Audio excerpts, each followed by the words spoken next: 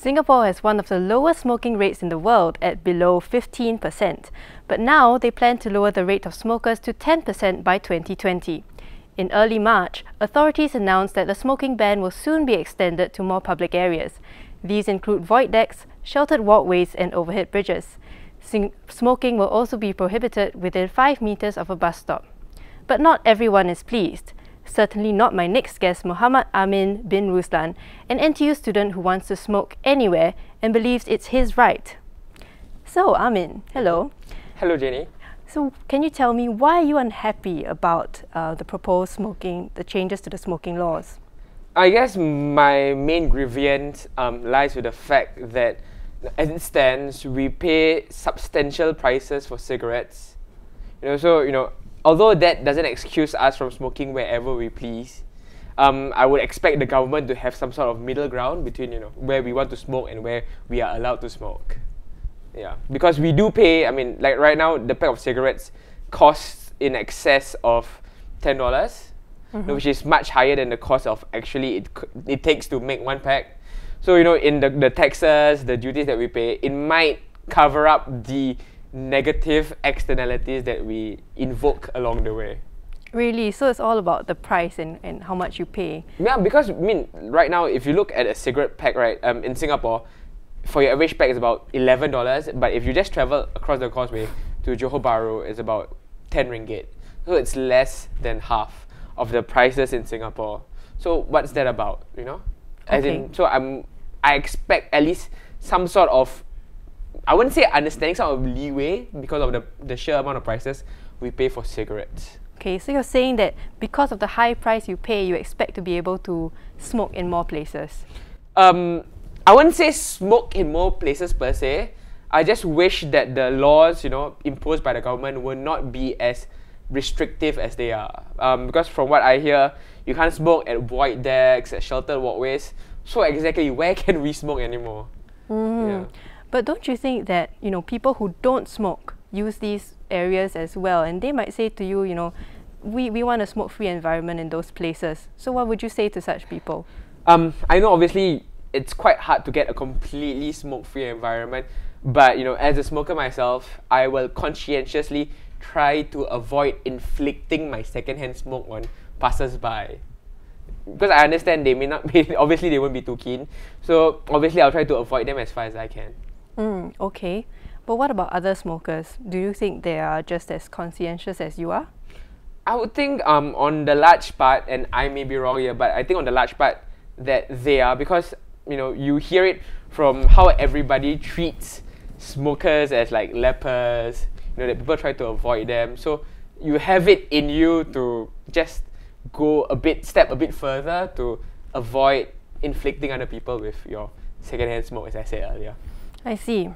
So, how long have you been smoking for? It's not something I'm proud of. I wouldn't say that I'm a regular or hardcore smoker. I have the occasional pack here and then. So a year back maybe, a year back. Oh, only a year? Yeah.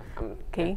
But knowing, through the campaigns and everything, how smoking can be harmful for your health, do you worry about it at all?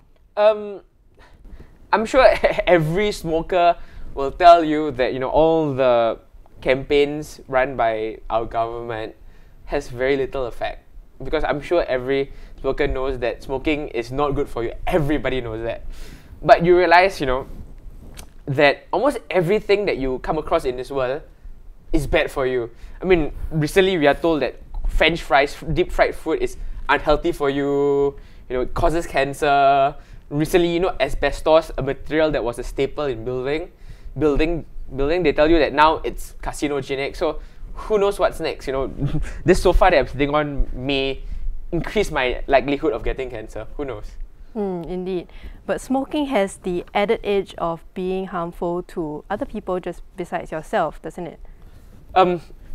Yes, I guess you cannot avoid that little fact, but from what I feel, again, you have car fumes from factories, fumes from almost everything. So honestly, if you try to ban or slowly price out cigarettes, you might as well implement it all across the board. So you were saying just now that the government's campaigns, don't work on smokers. In that case, what would stop you from smoking? That's the thing about campaigns. Smokers, largely they are quite cynical and they know what they're in for. So as far as I'm concerned, it's not really the education part. I feel that even if you price it out, you steadily increase the prices, smokers will just turn to cheaper alternatives like BDs or where they slowly roll up their own cigarettes. So I think that if you view smoking as a problem, then it is quite difficult to eradicate it 100%. There'll always be some part of it, no matter how small, in Singapore. Okay, so you've talked so far about one, the price of cigarettes, that is being priced very high, and secondly, we've said about the recent changes to the laws that they're proposing, that you can't smoke in more places. So in your opinion, what is the solution to make everybody happy? Since on one hand, people don't want such an environment with so many smokers. They want smoke-free places where they can live and work and play. And on the other hand, you have smokers who, need a place to smoke. Okay. So what do you think is the solution to this? I think the solution is for the government to leave the laws as they once were. Okay. For example, you cannot smoke in an indoors environment, which I feel is perfectly fair. But if you extend it to maybe you cannot smoke within okay, I'm not exactly sure about the figures, but if I'm not wrong, you cannot smoke within a 5-meter distance from the entrance of a door. I think that may be a little bit too strict. Oh. Yeah, so if you can smoke outdoors, so if they would be a little bit more liberal with that, I think that would be okay for Singaporeans. And I understand that would make that in essence would make it harder for non-smokers to avoid smokers and their cigarette smoke. But I feel that as much as we try to avoid non-smokers, similarly I feel non-smokers should also, I wouldn't say try to avoid smokers? I know try would be a bit strong a word. I would say try attempt to not cross paths with a smoker. Not cross paths with a smoker. Yeah. I mean that kind of makes it sound as though as a smoker you're like, okay, hey, go the other way. I think we should have is some sort of mutual understanding. Non-smokers and smokers meet each other halfway. Okay. Some sort of compromise, if you will. Some sort of compromise. Yeah. Well, okay, I think that... for example, if you were to walk past a man smoking, no one forces you to stop, take a deep breath, you can easily just hold your breath and just carry away. Well, that's true, but I guess the authorities are just trying to make it easier for everyone, without having to talk. Well, thank you very much, Amin, for joining me today and giving me your opinion. My pleasure to be here. Thank you, Jenny. Thank you. Well, next up, our Muse team brings to you some music, but astonishingly, there are no instruments, and it's called beatboxing.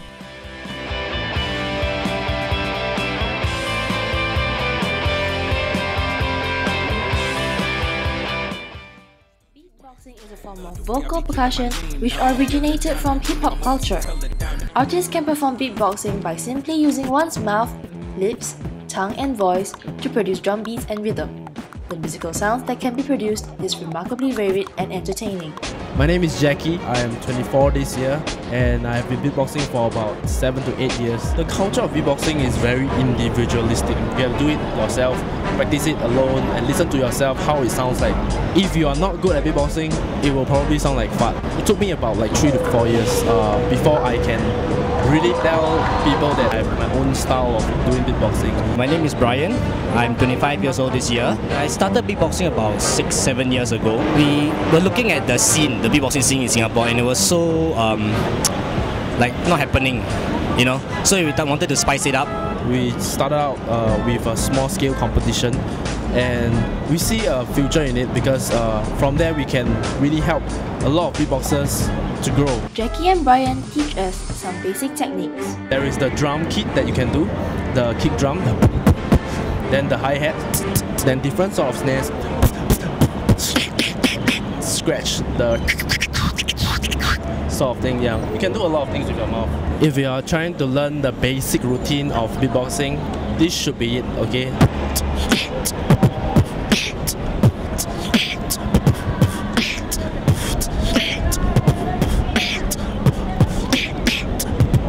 When you beatbox, you can hum at the same time, depending on what sounds you use. You can hum along. Now that we're ready with the basics, let's go for a battle. This is how the battle format will normally go. Okay, I'm gonna like try and diss him, so I'm gonna like, hey you, look at your outfit right now.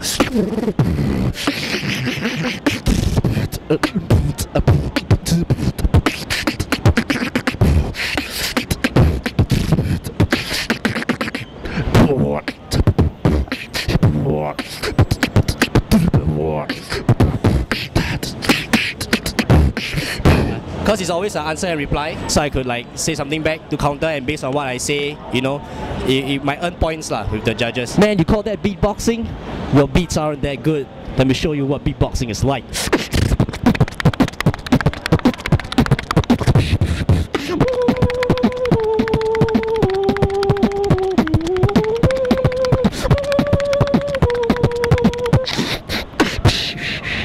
This is Amber Xu, reporting for Nanyang Spectrum. Well, it's our last episode for the semester, and it's a little sad, but we hope that you had as much fun as we did bringing it to you.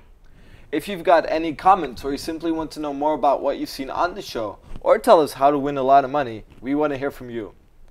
Yes, we do. So write to us at ntu.spectrum.tv@gmail.com. And don't forget about our competition. You can send your answers to that same email. Also, remember to like us on Facebook at, of course, facebook.com/SpectrumTV. And for the very last time, I'm Teoman. And I'm Cynthia. Thank you for watching Nanyang Spectrum.